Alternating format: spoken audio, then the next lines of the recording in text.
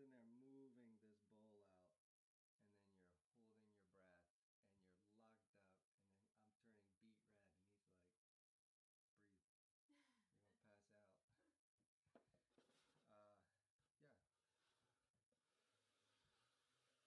All right, is this not where we want to be? How close y'all want to be? I don't think y'all want to necessarily see me. It's just above the vomit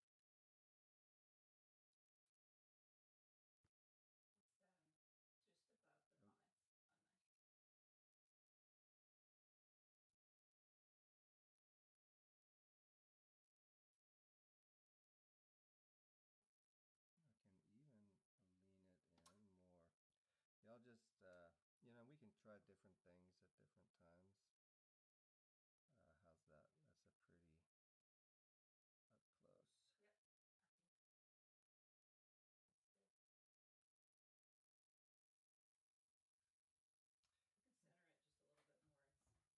It's a little to the. I think everything's reversed. So now if I clean the rim, Yeah. I clean the rim, That's really nice. show it off. Okay. All right, let's do it. First pancake. Hopefully we don't have to throw it away.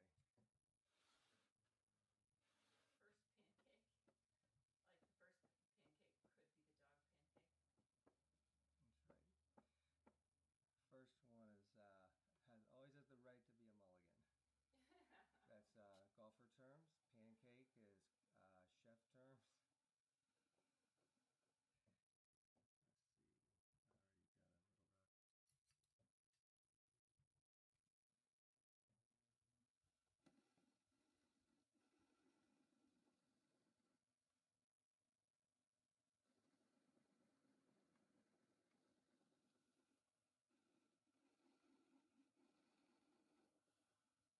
Let's see. I already got a little rock.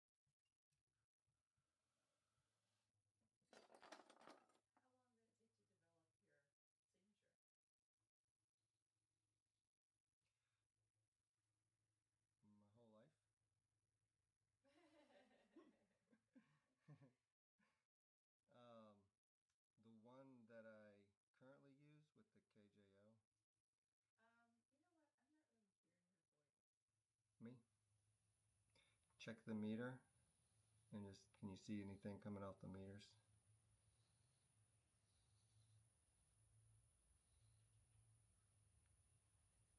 Oops. I am now. Okay, you might want to say hello to people now. All right, so it looks like our sound was not on. So, hello, welcome in. We're trimming the cups that we threw yesterday. And what was that last question? The signature? Oh, yeah, I said how long did it take to develop your signature as you were signing the cups?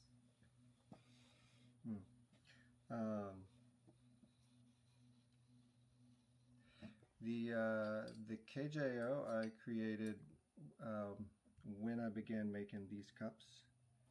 Since I typically would sign my name, Kevin O'Keefe, and then the cups were so small that I couldn't fit my name on it. So then I started signing it KJO.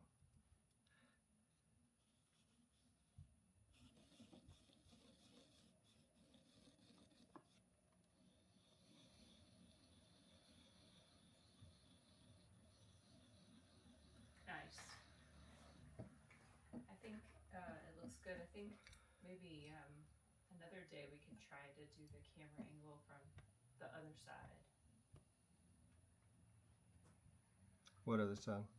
Like maybe put it on the tripod and do it from like the foot pedal side.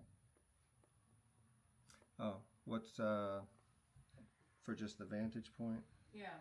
Yeah. It's be a little easier to see the tools maybe. See the tools.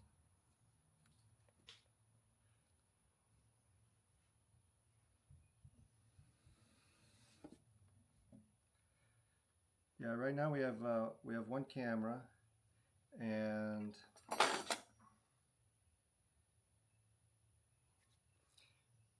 we have a one camera setup, but we're working on trying to get another one in here so that we can do like a split layout with like a context shot and then a detail shot. I've up until this point been using a lot of context shots, but then a lot of people don't stick around because they can't see what's going on. And so this is as of yesterday, we just started bringing in the camera this close to just really highlight what we're doing, and I think people seem to enjoy that. We welcome any comment and critique. If if it doesn't impede my principle, then I'll change anything to accommodate and benefit as many people as possible.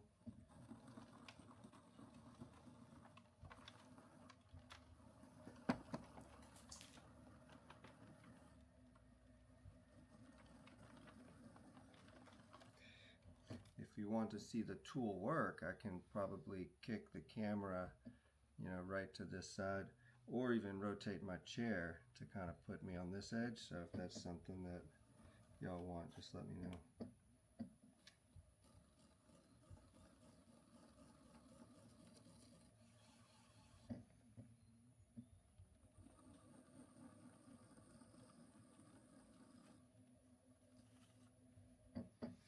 It has kind of a nice soothing sound. The trimmings, yeah. This clay is gonna have a have a much different sound than a lot of others because this is a sculptural body, a clay body that I had put together for another project, and it has a lot of it has a small amount of granite, pieces of granite, and every now and again I'll run into one and you'll see me pull it out. If I can find, here's one here. It's stuck to the floor now. But anyways, this here is a piece of granite, and you can buy it at the feed store. It's crushed granite, and you give it to chickens, and chickens will eat it, and I guess it helps them in aids their digestion. But you can put it into your clay body, and it will it'll give it a really nice texture. It's a bit risky to use it on cups this small, so there is a chance that the cup could be rendered useless for any sort of functional thing, you know, as far as liquid, holding any sort of liquid, if one of those pieces of granite comes through the edge of the rim or of the body. When it's actually fired, though, will it affect the granite? Like, if the granite is in the wall of the cup, will it affect it negatively when they're fired? Right. I think the granite will not fire out, and so it'll actually remain embedded. And so as the clay shrinks, it will tear. The clay will tear around it, and then you'll have these pockets. No, I think you might still have the granite. I'd have to look between the. Well, I mean, when it tears around the granite, does it create a pocket? Oh, no, not like a pocket, but just you know, it has this like. It'd probably be something that could trigger a trophophobic reaction. Not trophophobia. Like a little seed in the wall. You might you know, want to try to dig it out. That would be, yeah. Anyways, that would be typical of many people I know. I haven't done much with additives. The additives I have used are perlite, vermiculite, sand, and granite paper. Those are, I think, just some of the main ones. But yeah, they create really beautiful clay bodies, real nice texture.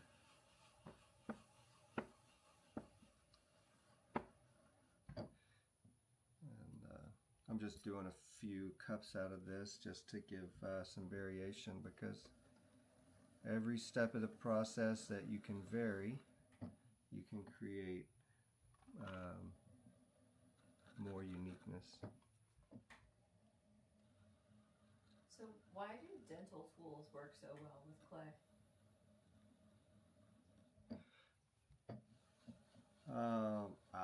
I don't know. I think that anything works well with clay if it gives you the intended result. And a dental tool is made for precision, you know, precision work. Precision carving. Poking, prodding, scraping. Oh, hurts you my know. teeth just to think about it. Oh. Yeah, it's yeah. Sets my teeth on edge.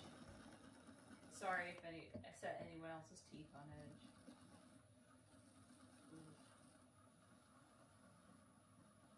Well, I guess if you think about it, probably the clay working tools came before the dental tools.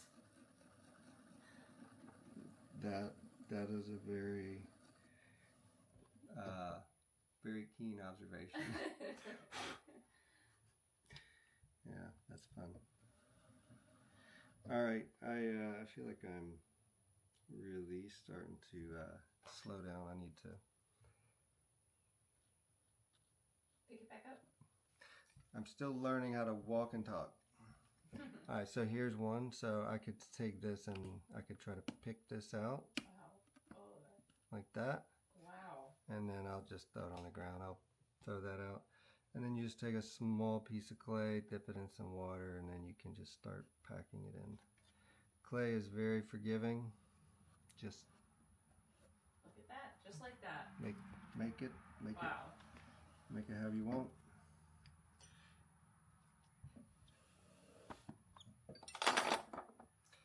This is a little bit of a thicker wall. It has a bit more of a.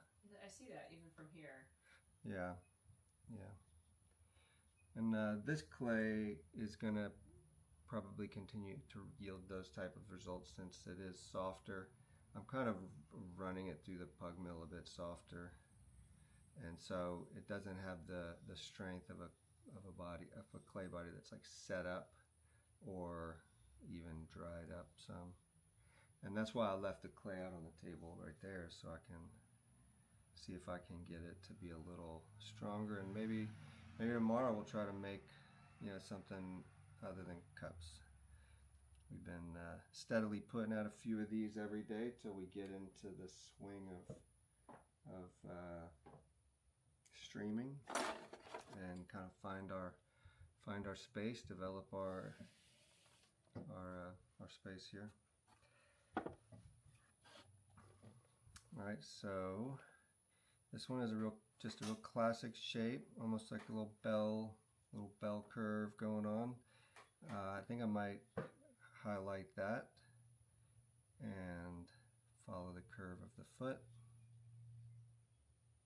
and trim out.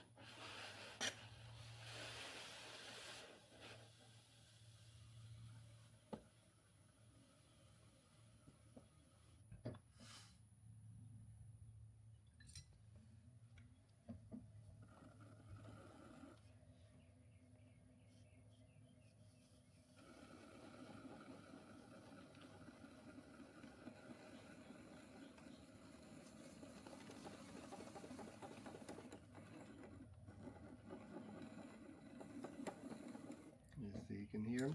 When you hear that granite, you can hear it. There it is right there.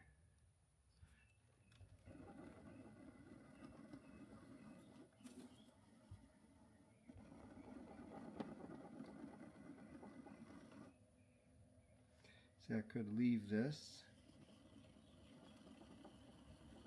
as a decorative element, which I will since I did it just to show you.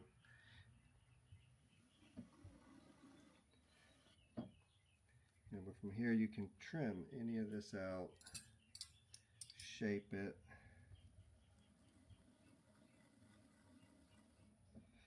and every time you attack the clay to take something away, there's just a small amount of risk that was the clay that held everything together, and then the whole thing just comes apart. I'm gonna straighten that up. I really like that shape.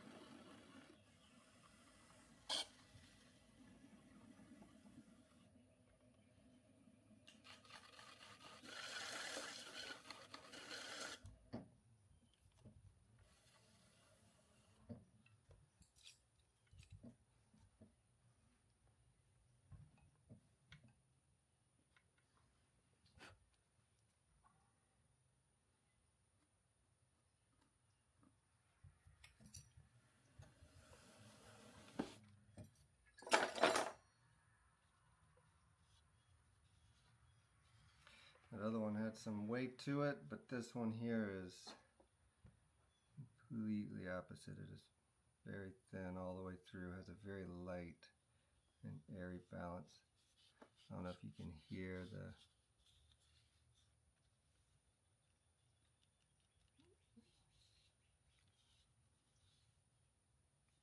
yeah, that's actually fairly rare to get that thin.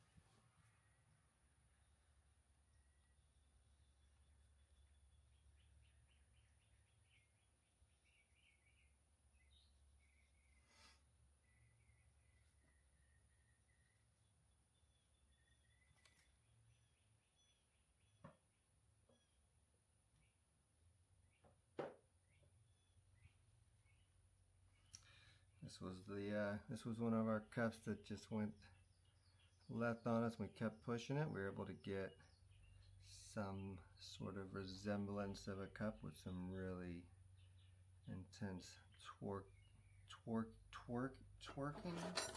Is it twerking or twerking? Folds? Man,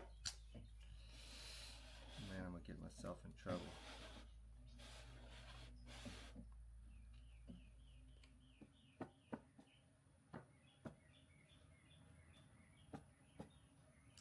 This one is gonna remain a little off balance.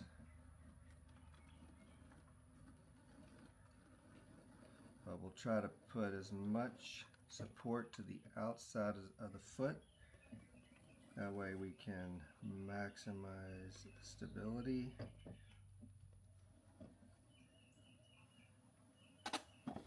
Uh-oh.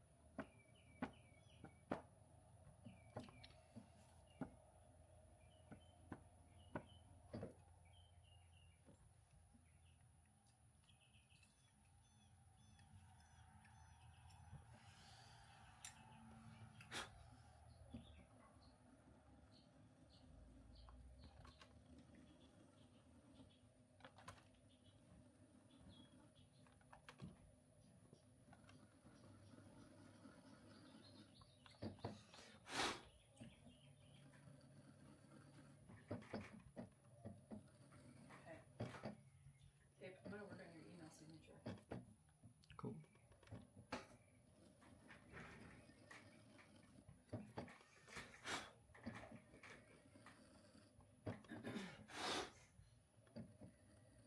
Chloe is being a lazy dog today. Enjoying the sun. I think she is not. I think she's sad that the summer, or that the winter is gone. She loves the cool weather. She does. All right, let's see. I'm going to try to get this edge back because I really think this edge is important.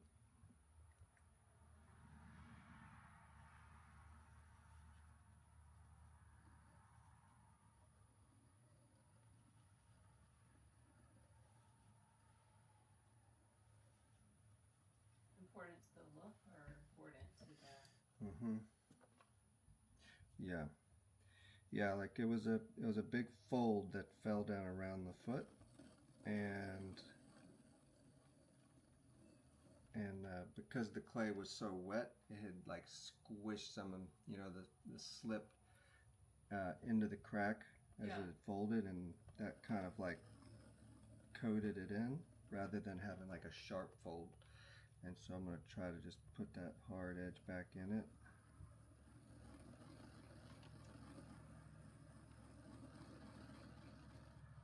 Get that foot smooth.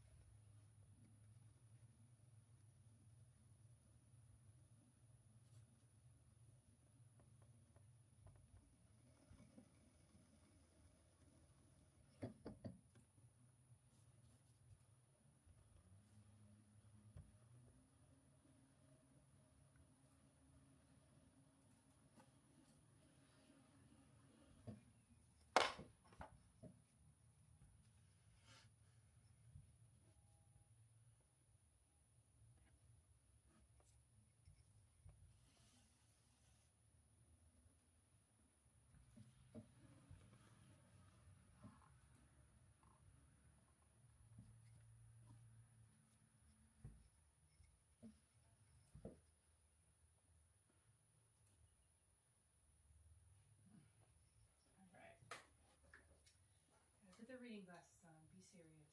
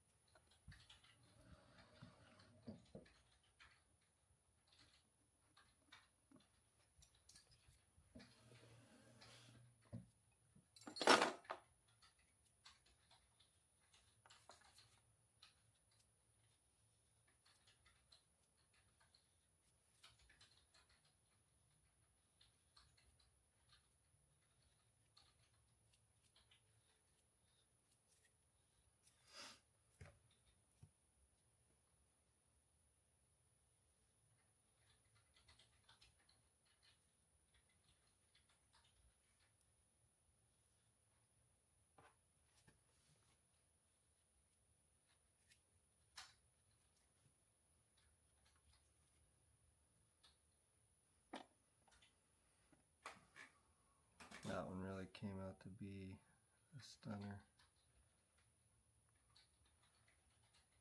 That movement is really nice.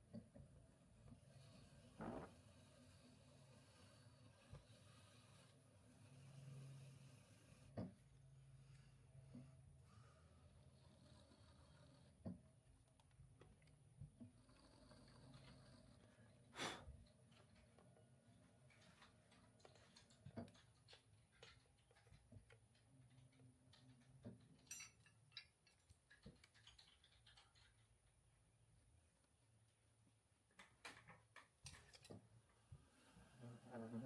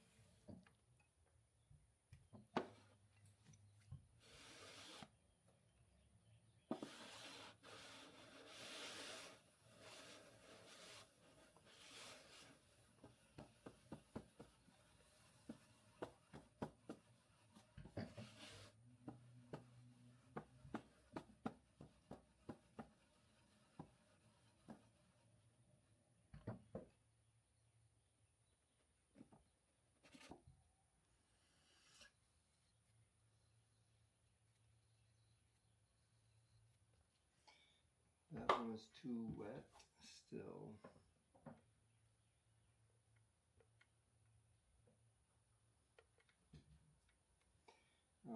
Leela, you want to put some of these out into the sun? Yeah. They're just a bit. Do I put them out on the plaster or the bat? Oh, yeah. You can just take the bat. Do you want me to get a different bat? Load it up. Yeah, sure. Okay.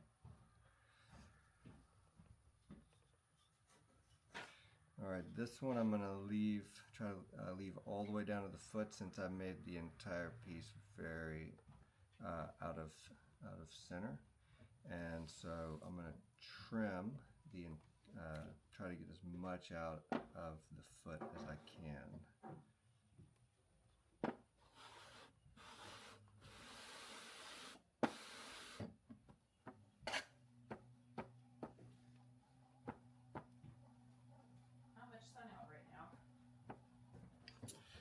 Yeah, But it'll come back.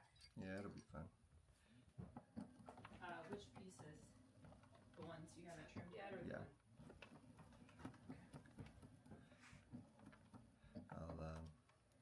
This reminds me of waitressing. Yeah. Catering.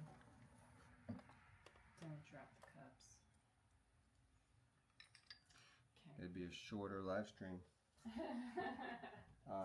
These three up here, also the ones up here also, with the last cups I was.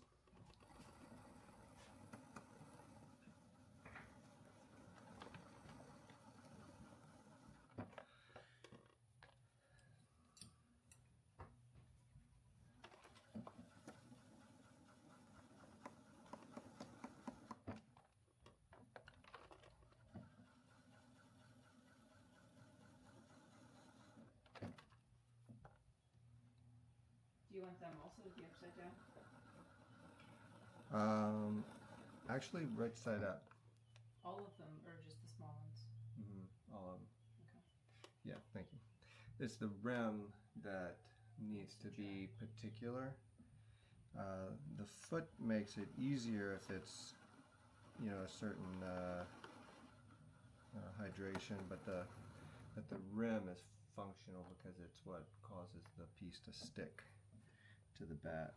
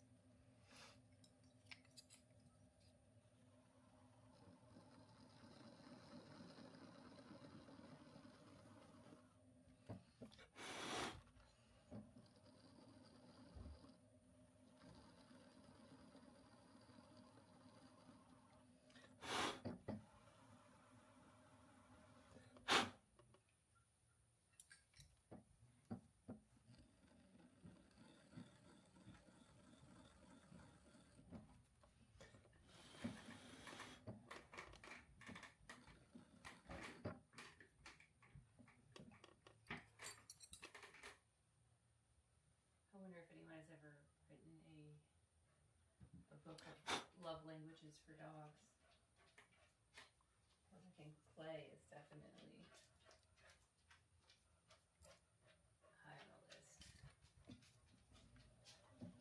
That's probably not hard to figure out. It's probably the same as people. But that would probably be a gimmick. That's true. Dogs like gifts. They like treats. They like affirmation. They love to be touched.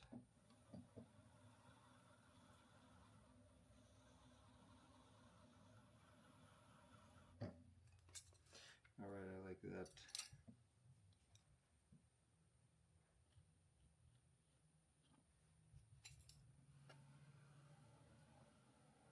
Oh, you know what I want?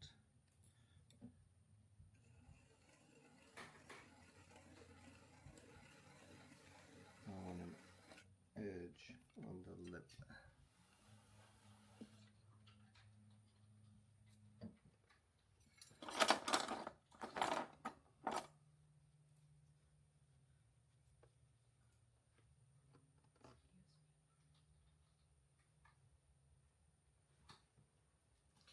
The leg's falling asleep.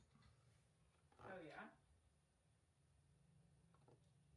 The pedal one or the other one? The other one.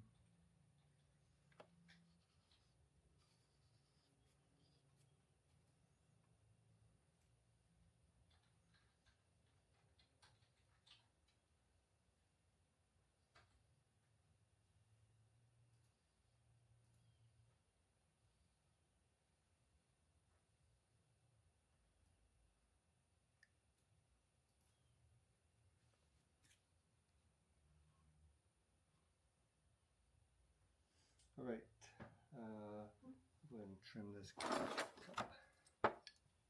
This here is going to be, I think, one of the mugs that we're going to do. It's got a lot of clay on the foot, so we have a lot to trim away. This has a really nice, what do they call these, throwing rings that come down, and this is the one that we had pushed down and then curved under. So this is all, you know, maybe just an 1/8 inch or less all the way up, a little less than that. But all of this whole chunk is thick. So I'm going to try to cut in a foot that will really look nice with this. Actually, I'm thinking, you know, something sharp could be really nice. Or I could just follow the curve of that fold.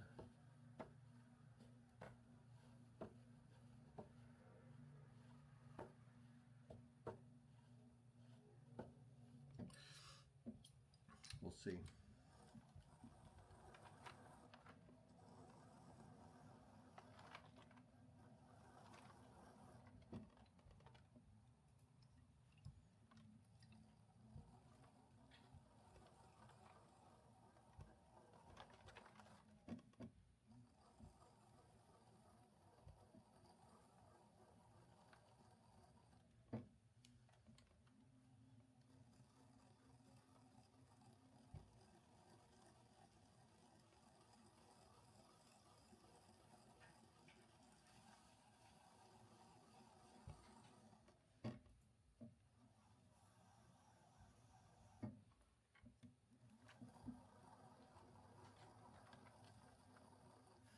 It looks like I'm really kind of starting to follow that fold.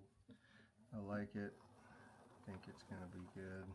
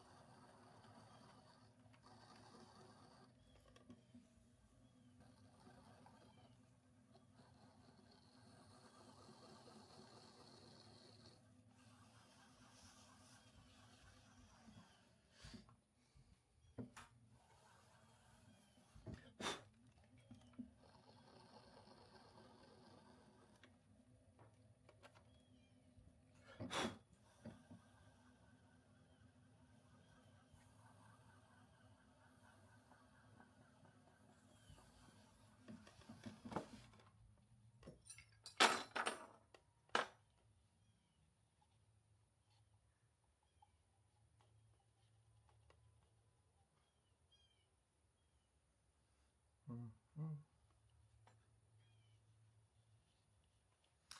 right.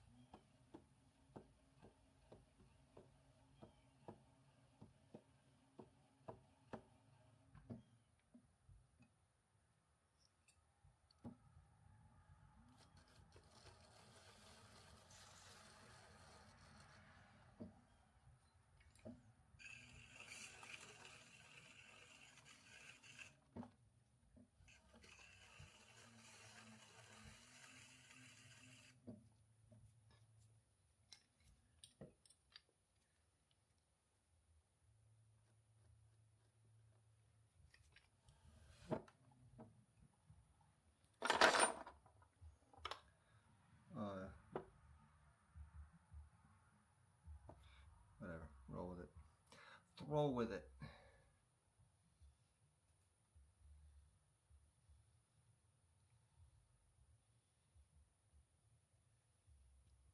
Throw with the flow. Just throw with it. And then if I was from Louisiana, I would spell it what? T-H-R-O-E-U-X? O-U-X? E-A-U-X? E-A-U-X, yeah. Sounds about right. Alright, babe, I think I'm ready for some more pieces. Okay. Let me see. I'll grab them because I need to stretch my back for a second. Get tall again. Gain your height.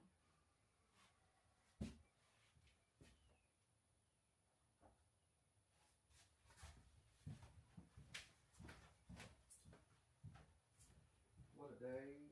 What a day.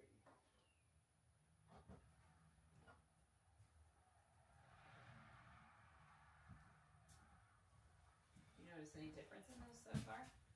Huh? Did you notice any difference in those after? Difference in their dryness? Their dryness? Yeah. No, you just, right now I'm just looking for, you know, which one is more likely to succeed.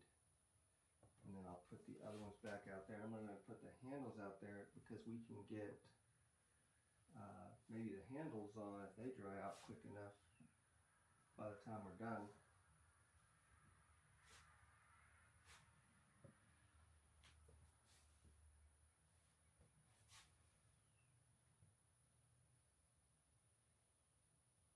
Alright, we'll put these back.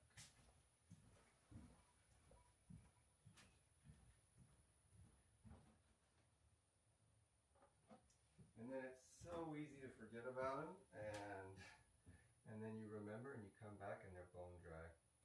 Oh yeah, and then it's too hard to. Yeah, to bring back.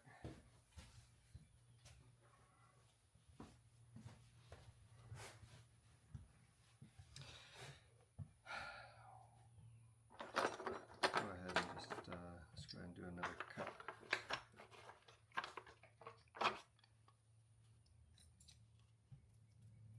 Another mug.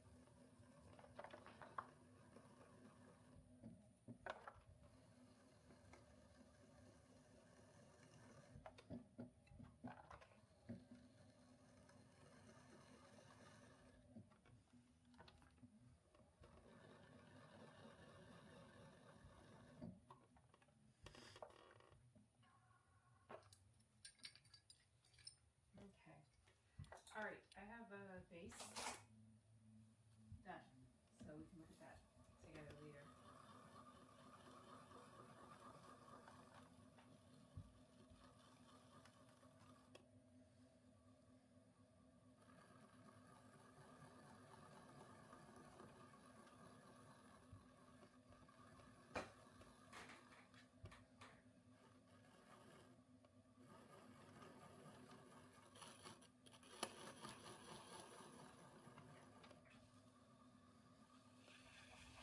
All right, I'm gonna try a poll, even though.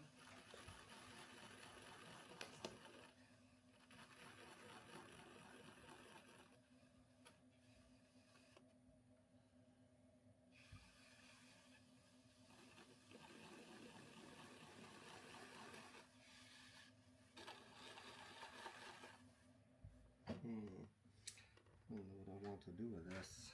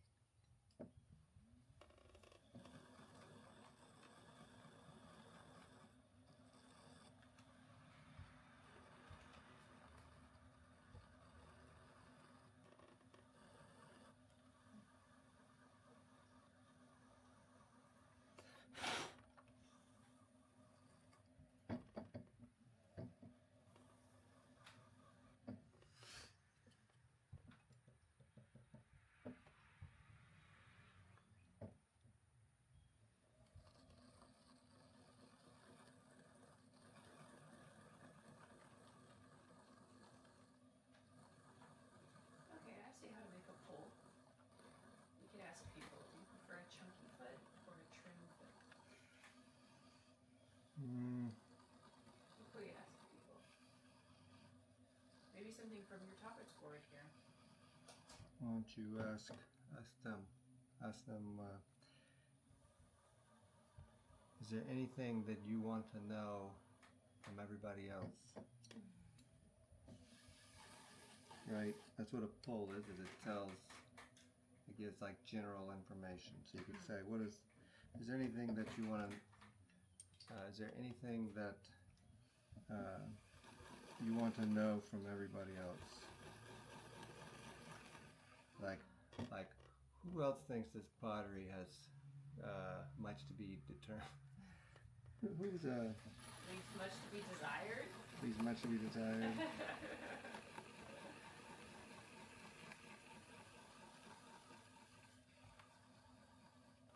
I feel like I'm about to trim through this wall. Oh, really? Yeah, because it was already pretty thin, and then I just keep taking more and more off of it, trying to find the shape that I want. I think the weird thing about that particular cup is it's a very large cup, but on the stream it looks small. Yeah, this is very odd. This is gonna be a mug. Oh. I'm gonna look for another trimming tool. How about, do you like to have your coffee in a mug with a handle or no handle? So you could ask them, do you like to burn your fingers? I don't know. Sometimes I use your cups without handles. Tea, you could say, how about this? Tea or coffee? Tea or coffee. Tea or coffee. All right. Because maybe I should be making tea bowls instead of coffee cups. And we're going to the summer, so should we be making, open drinking bowls versus closed? Man, I just don't have what I want.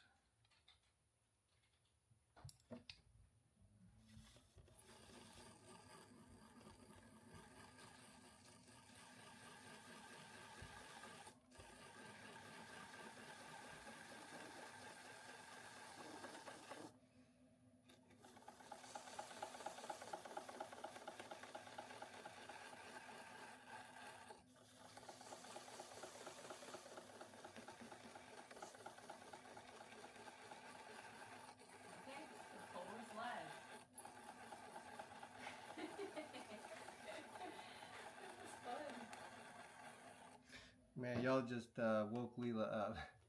She's like, Leela is quite the people person. She loves people. And she married me, and I live out in the woods, and I'm a potter.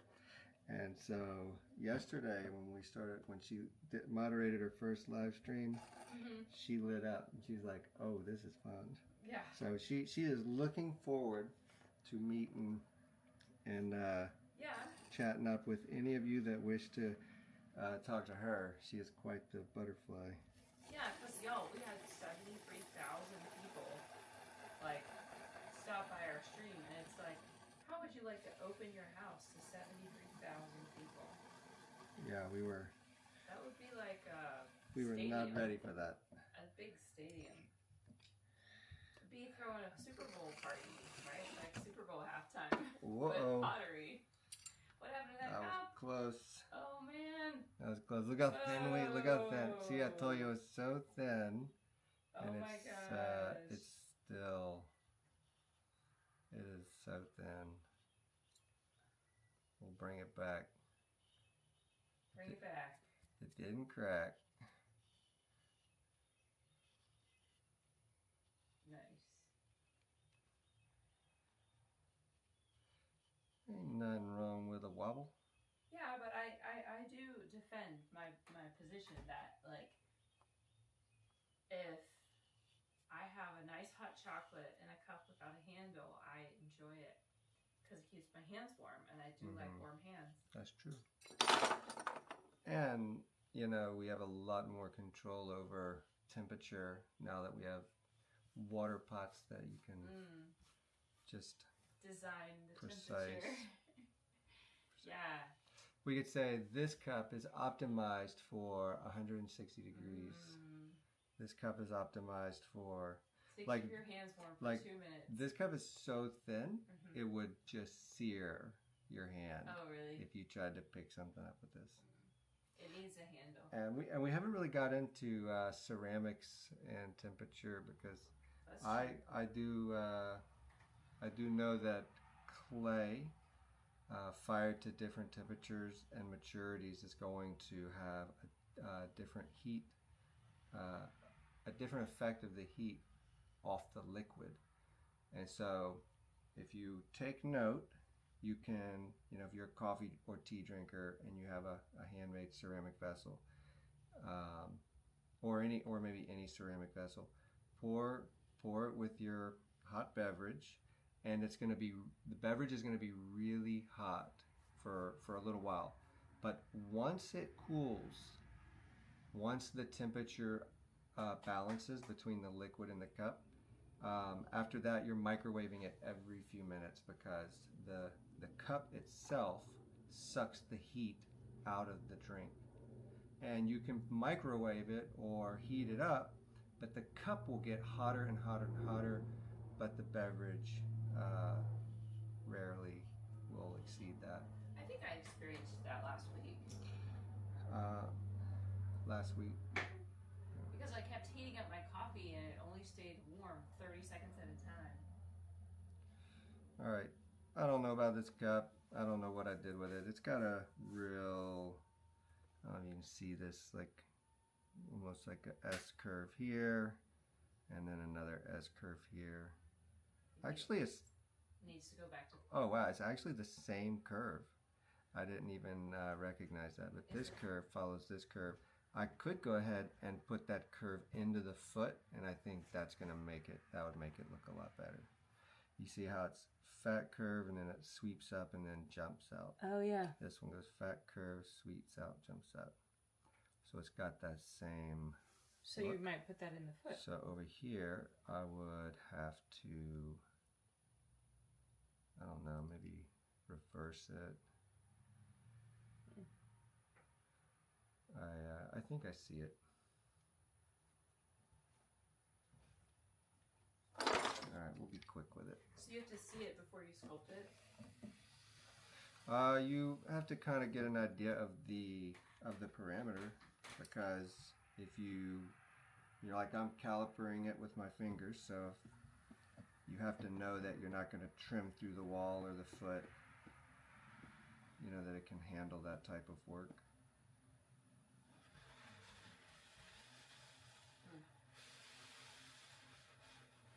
And this piece is already pretty thin, which technically would not make it good for a handle. Alright, let's try this. This is the part that's going to kick out. Might be good. There we go. Up and over. And this is the sweeping curve. And then let's give that a little bit more of an edge.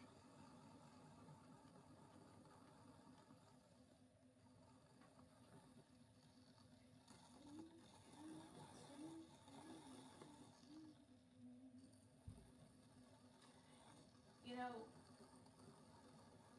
I was thinking about having classical music, but the thing is that the people who recorded the music, they can't play it because then it would be like the Cincinnati Orchestra, or the Cleveland Orchestra, or the Charlotte Symphony, and then they have copyright on the recording of that public domain.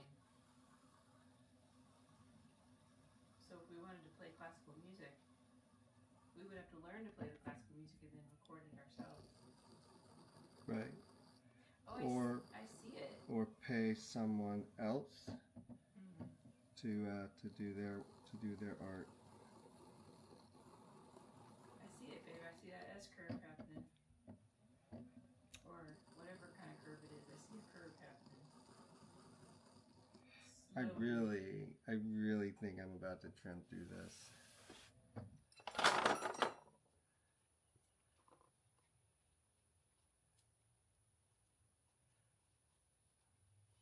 Yeah, I better stop.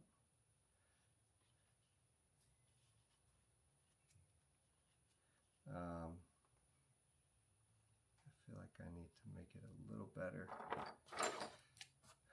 You think it'd be a good sipper? As I said earlier, it's okay to be a perfectionist. That's a good poll. Is it okay to be a perfectionist? Yes or no? Is it helpful to be a perfectionist, maybe?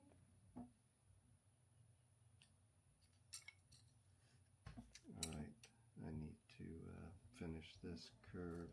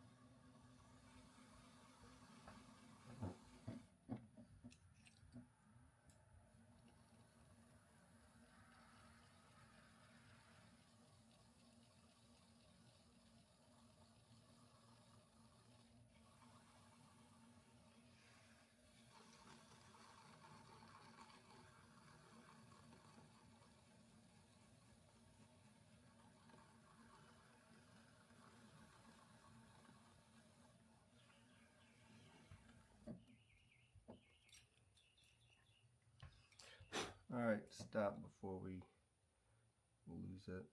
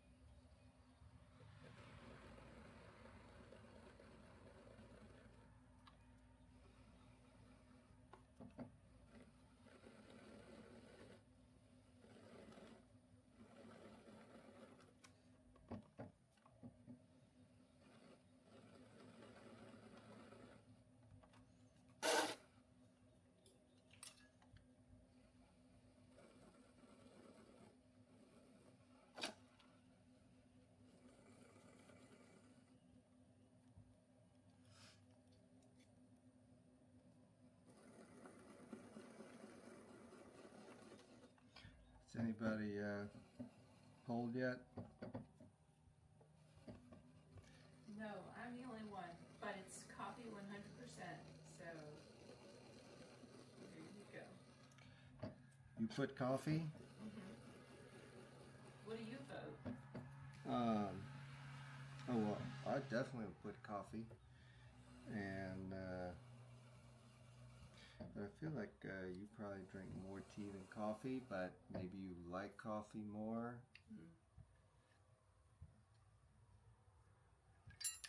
Come on, there's no pollers out there. Right? Nobody that's got an opinion.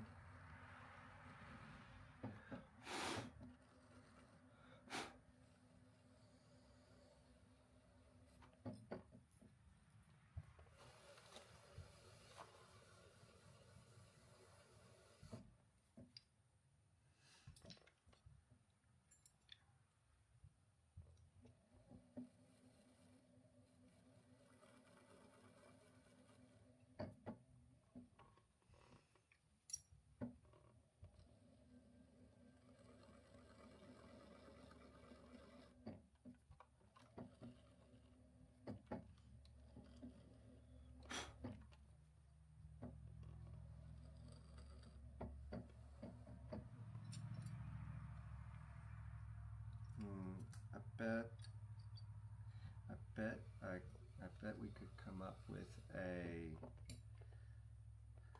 material that would be kind of like, it would serve the benefit of sandpaper, but it would kind of be a bristle brush with soft bristles that are really small, and then maybe it would have some sort of grit to it, and then you could take the brush and then move it into the foot and the creases of a piece of pottery, and it would kind of polish and sand the curves.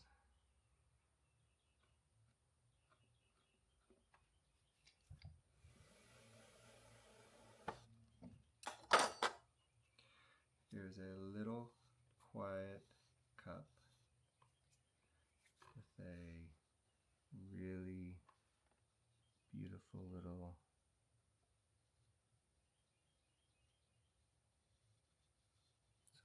like twerking folds at the base of it.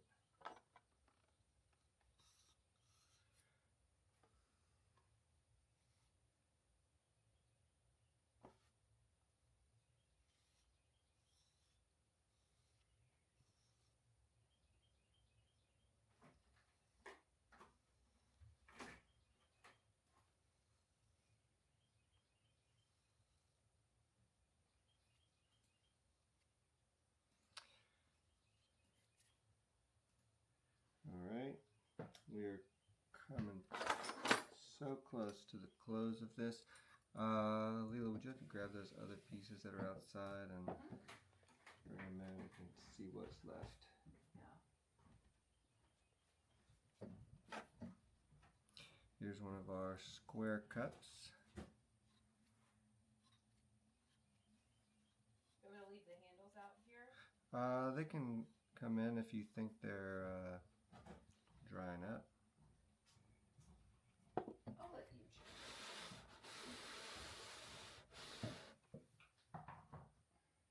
Yeah, they can go back outside. Okay. Thank you.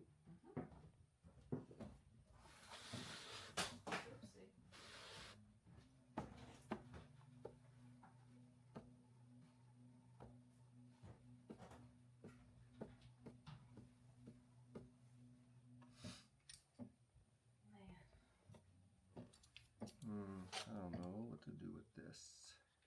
I kind of just like that natural curve that I have in it.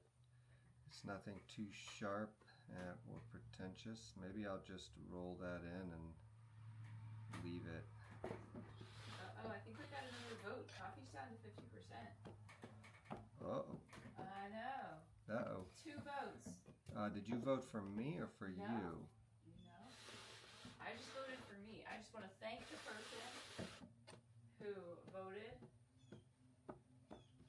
Yeah, you were the first person to vote in our first poll. Yep.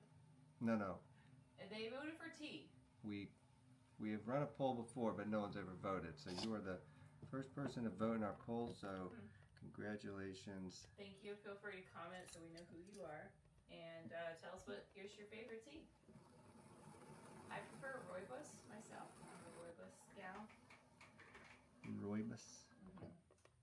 Rooibos tea is my favorite. I like to add cream and sugar. Tell us how you take your rooibos tea. I like rooibos because it tastes like black tea, but it is. Can y'all hear Leela over there? Does she need to crank the mic to say something? Let me see. I can check.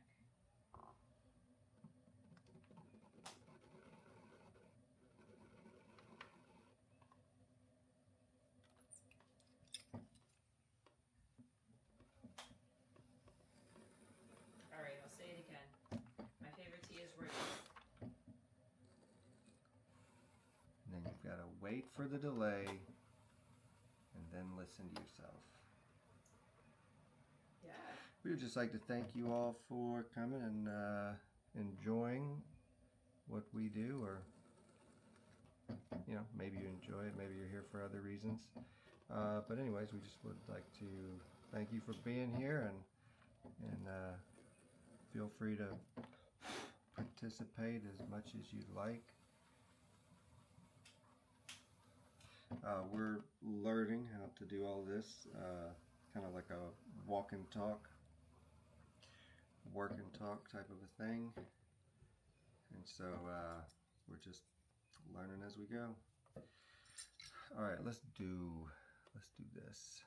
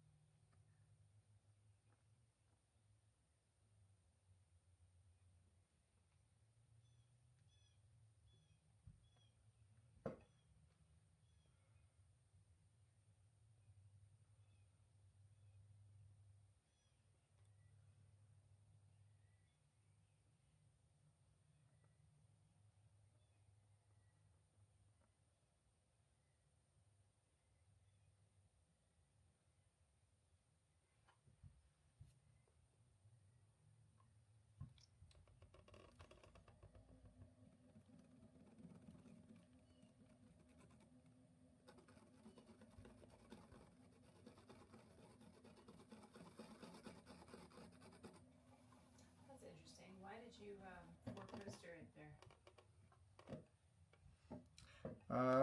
Just to kind of tie that, the four post.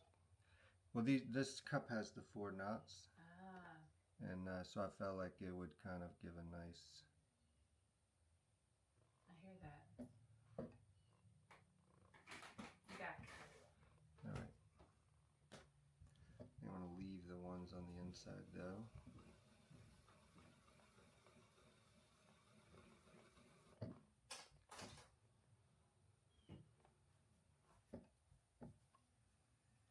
Or not.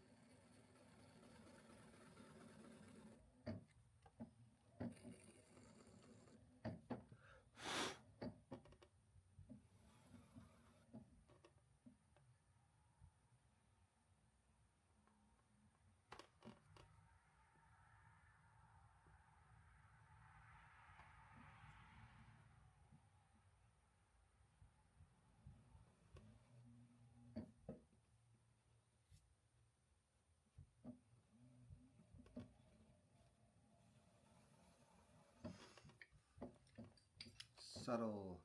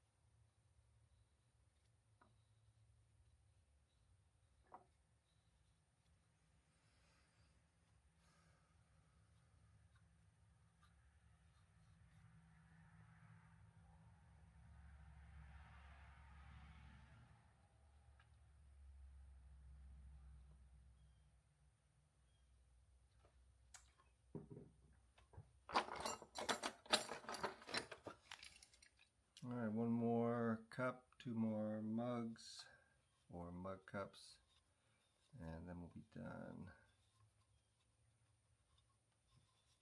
Maybe we'll do the handles or come back a little later and do those.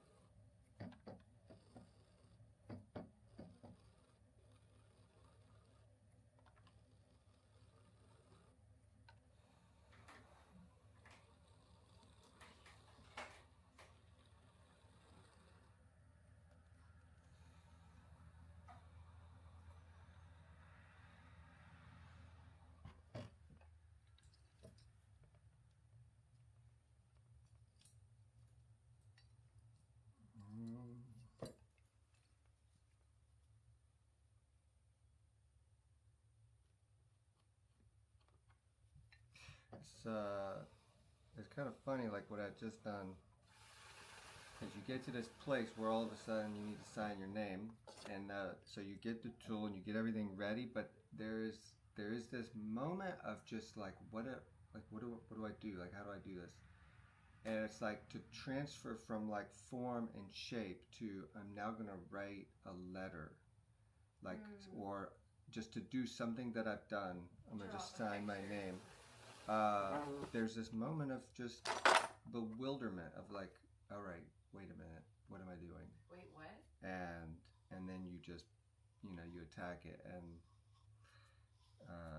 I wonder if that's something that is one of those distinctions between the left and right brain, because you're like now switching into a different process. Interesting. And when I was doing a lot of cups, just sitting and throwing large batches, every step becomes such a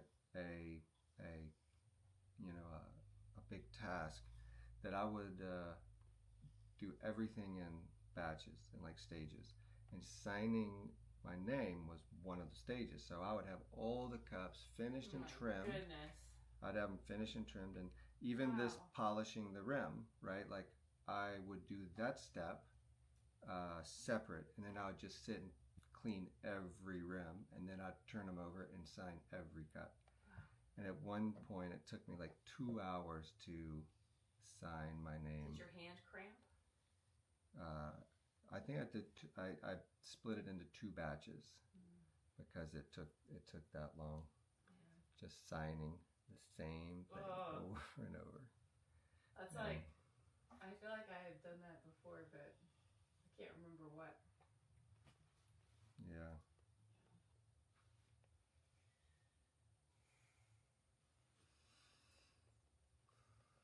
All right.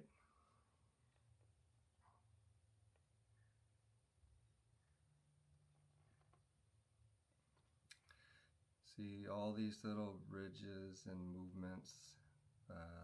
This is really, it's just something that each piece kind of does its own thing, and the glaze will come and probably catch in this rim, this ledge, and it's going to force itself around until it hits this, smoother drop off, and then you'll see more glaze probably flow over this edge, and it'll catch on these. So all of these little things are just, it's every cup's way of, finding its own voice. And you don't know, because when you put the glaze, it's like, dressing the piece up, putting its clothes on, and you have no idea how it's going to wear its clothes. You can just, kind of get an idea of color and shape and how the glaze runs and moves. But in the end, when you open that kiln, each piece decides, how it wants to look. And so I just try to not be over controlling and just kind of allow the process to take place and let each cup develop its own, its own voice. All right, last 2 cups, pushing forward.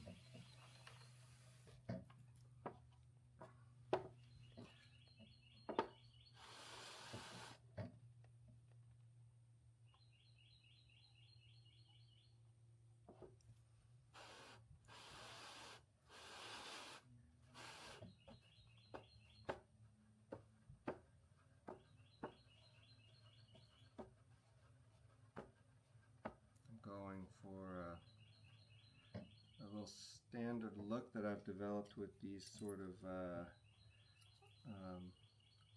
undulating feet. And that is to trim with a really loose hand, so you can be really rigid and just like take off clay. But then you can also be very, loose, and then you just kind of allow the tool to move with the piece. And here I would like to give this a crisp rim, like that. So what I'll do is I'll let it just kind of loosely ride on that edge. And then each pass just takes a little bit more off, gives that line a little bit more distinction. You want to get the right angle against the foot so that it plays into the side of the foot.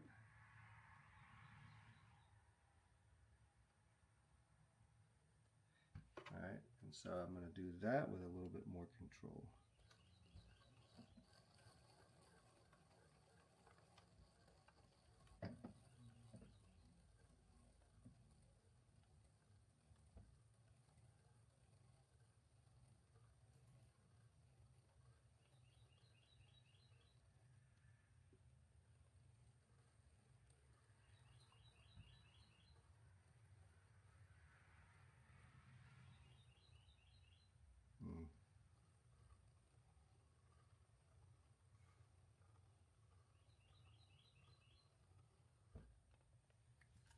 And then the same on this side.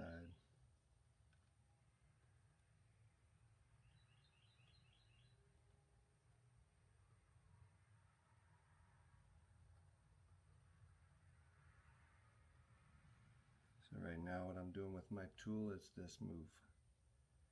So as the line goes up here, I'm just following this line up and down, and then as it comes up, I just let the tool turn up and then turn down, turn up, turn down.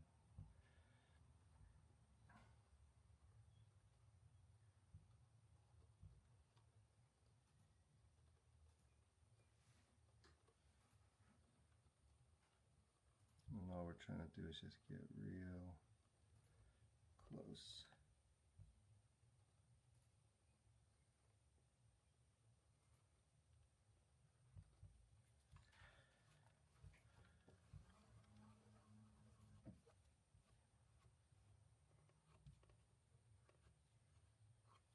Give us a hard edge on that.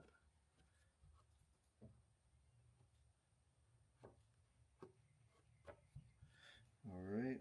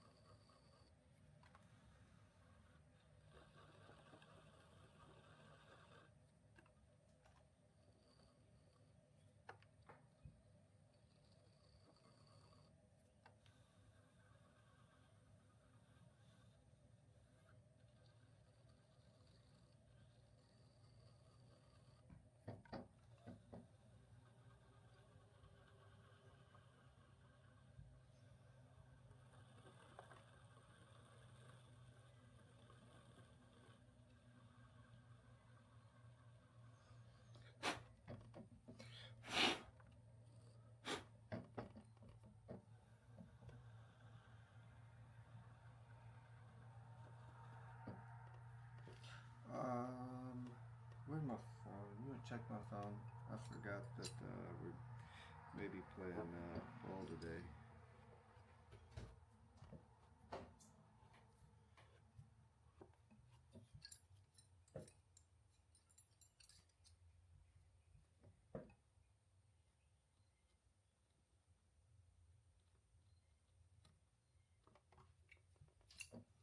Yesterday. Oh shoot. Yesterday at 2:41, Caleb said Thursday should work for me. Oh, okay. That's right. It's not Thursday.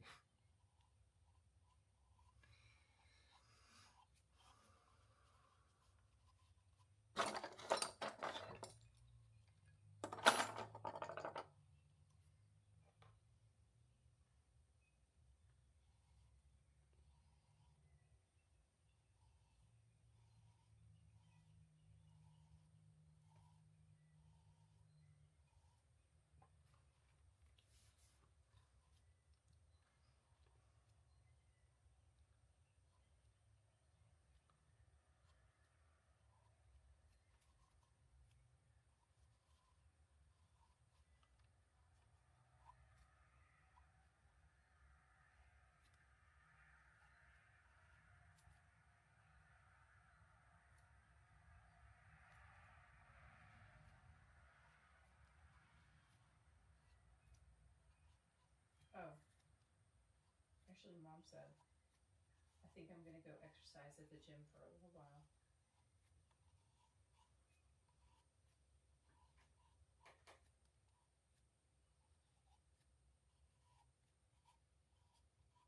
Cool. Good for her.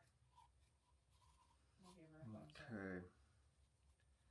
I think that is going to work fine. I think this may remain just a cup.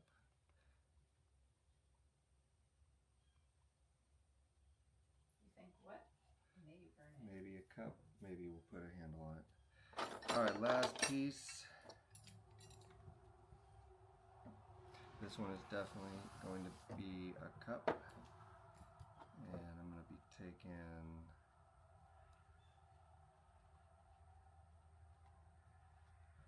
it off of this.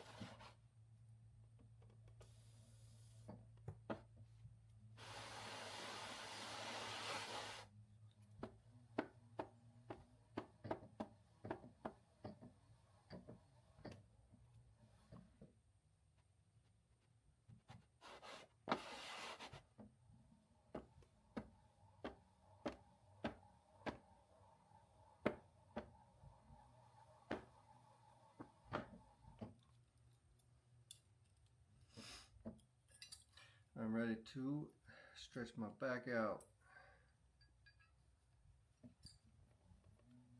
I bet.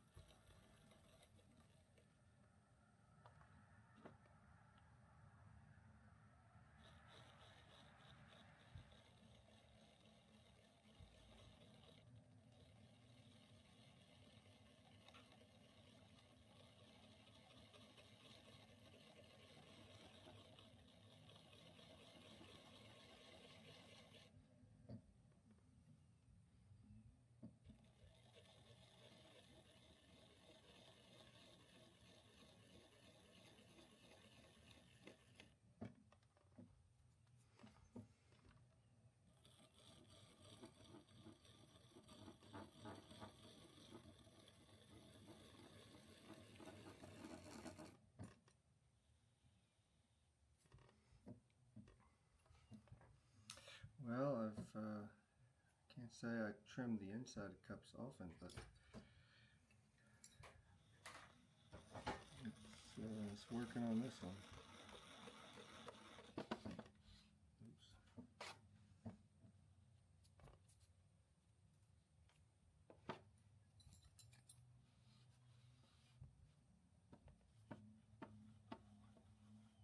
Oops.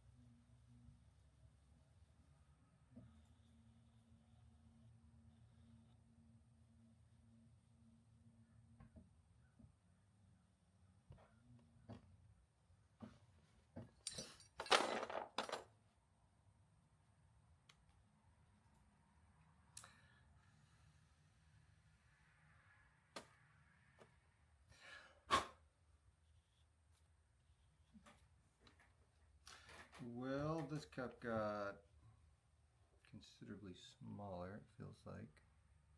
From trimming it? I don't know, just in my mind, I felt like it was going to be a much bigger. I mean, I did take maybe a 1/4 inch off the rim and foot, so maybe that's what does it, but I really liked this fold at the top, and then I think that's accented really nice with these parallel lines in the bottom. Nice clean rim, and the inside is it's a little what's the word called? It's called chattering, when you let the tool vibrate against the wheel, against the clay as it spins, and then it creates like a chattered look. I guess it looks like you trimmed it using the tool in your teeth when you're freezing cold. That's what it looks like. Funny. Don't encourage me, dear. This will go downhill so quick. No, I'm just kidding. Love you, babe. All right. The foot, I don't know. I feel like it got a little squishy when it was right side up. So I say go with it. All right. So let's take a quick look at the handles. I'm going to bring the handles in from outside, and then what we'll do is take a look at the cups that were intended for handles and just see how they look. And if they look like they're ready to go, then maybe we'll go ahead and drop some handles on those. So these were folded cups.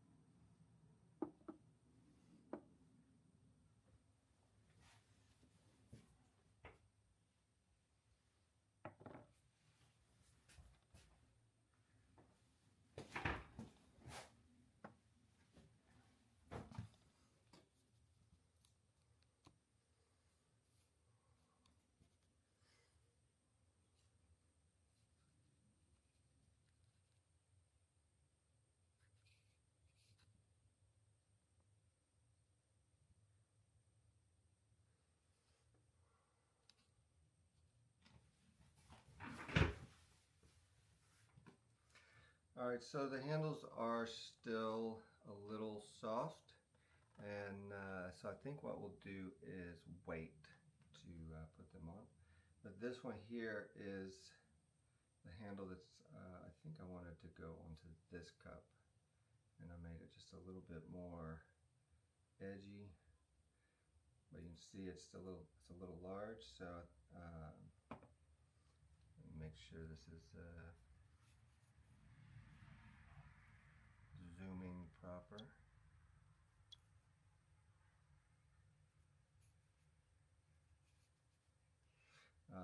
But anyways, I think we're going to put this handle on this cup, and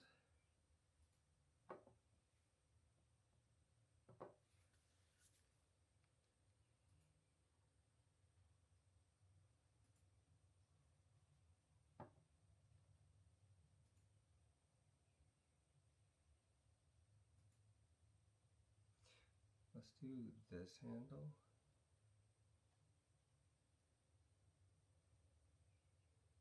On this cup, and we'll put the heavy knuckle at the bottom,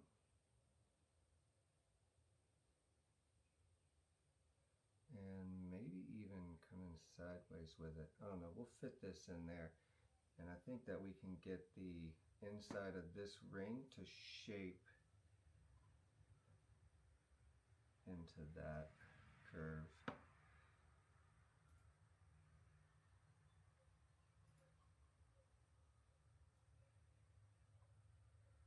Although this could look really nice like that. Oh, even with some space in between it, that could be really cool.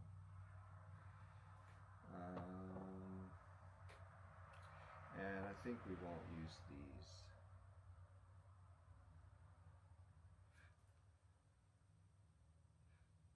Let's do this handle with this cup, this handle with this cup, and then this handle with this cup. And what we'll do is these still need to be set up a little more, so we're gonna maybe take another little break, finish drying these out.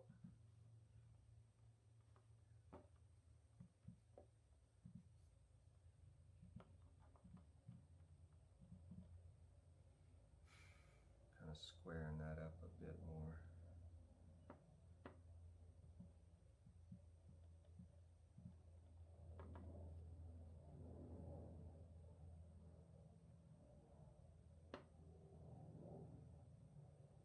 I think someone else took our poll here. Yeah. Thank you, whoever it was who took that poll. And now we have 2 votes for tea and 1 vote for coffee. Man. Well, tea's a popular drink. Looks like I am. That's a great handle. Very cool.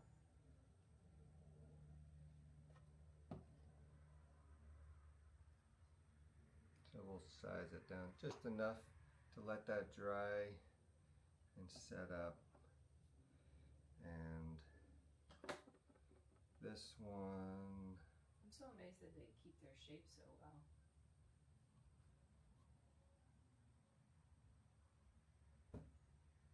so you just look at the curve of the bottom where you want to attach it, and then it's going to create, you're going to follow that curve. I think what's really nice about this one is because it's got the triangulation in the form, then the one side pushes out and then the other side pushes in. So if we can match the handle to that form, we might be able to get it to look round again. I don't know. Play with it.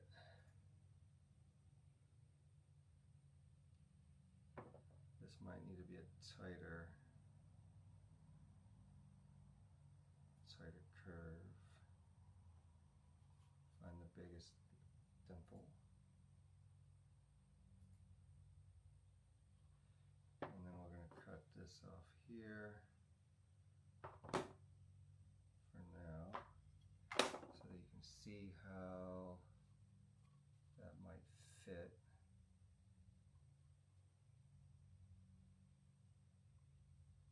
Like that.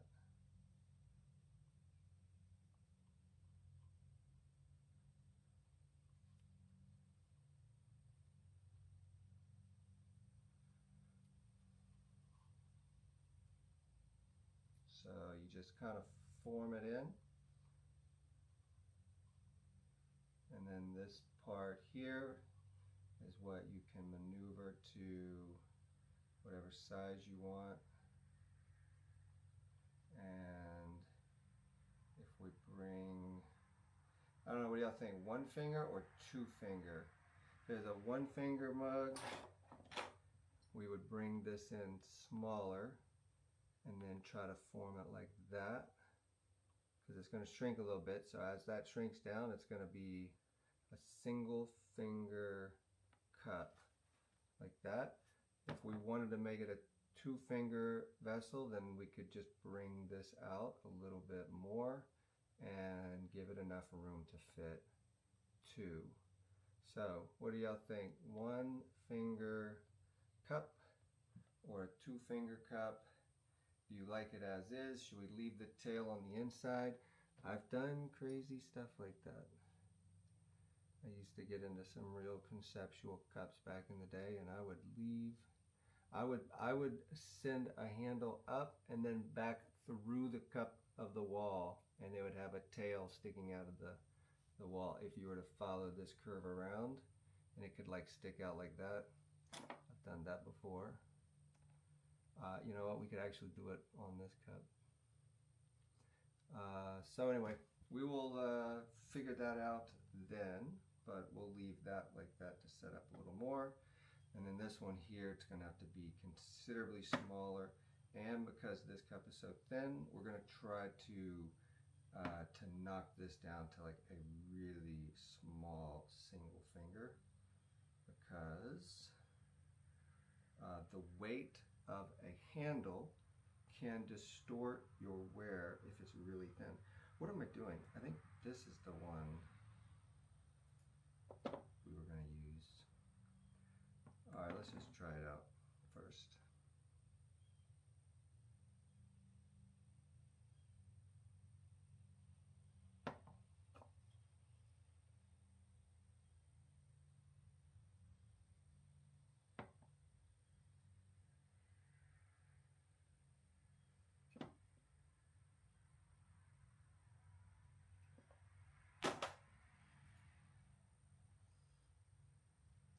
So you just find that angle so that once you put it up in underneath there, then you can start to see how it's going to attach. I think what I'm going to do is I'm going to keep that right in that crevice. So where this line comes around, I'm going to run it right into the edge of that, even if I've got to turn this at a small angle. How's that? Form that. We'll leave it with a little bit of what's that called? Slant. Give it a little slant. I'm thinking of graphic design terms here. What's the angle of something? All right, and then what we'll do is I think we'll clip the top of this and then bring it down just a hair.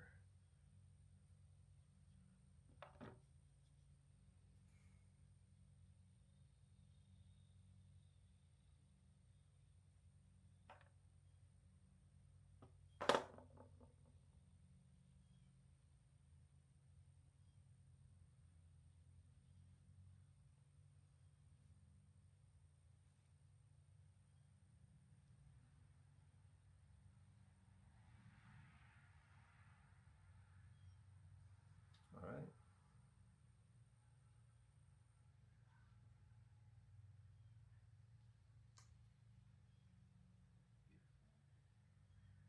All right. Super elegant. This cup is going to be so delicate. All right, we are going to leave these like this. This is going to be a cup. I'm going to leave this as a cup. I think that's going to make a super nice beverage holder. Then we're done. Any last parting questions, comments? I'm going to stretch my back. Start packing up.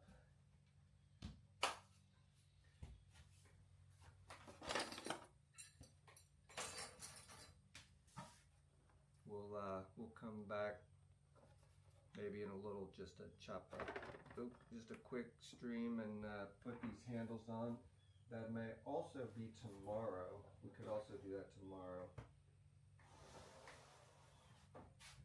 These are all the cups that we did today.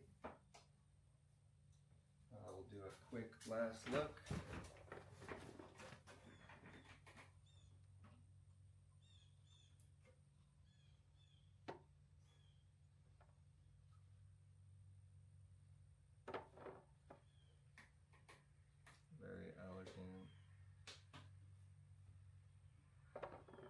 because this clay is a darker clay body, they're gonna be a lot more muted. They're gonna mute the glazes. They'll still be very colorful. You got some hearts? They're gonna still be very colorful, but when the clay is a darker clay body and it's got iron in it, that iron will pull out into the glaze and it kind of knocks it down a little bit, and so all of these will be more on I call it mature, like a mature look. And then when we get into throwing white clays and porcelain, that's when those clay bodies are like white canvases, and they make the colors just come off.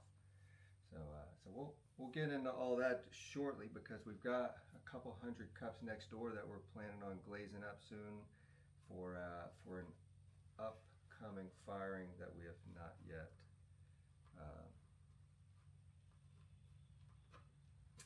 been comfortable enough to plan. So we're just kind of moving with it and getting used to telling the story, showing up, keeping the streams going, and then as we get kind of a good some good legs under us, then we'll start diving into some of the more complex nature of what we're doing. So, all right, I'm out, and I'll be back later.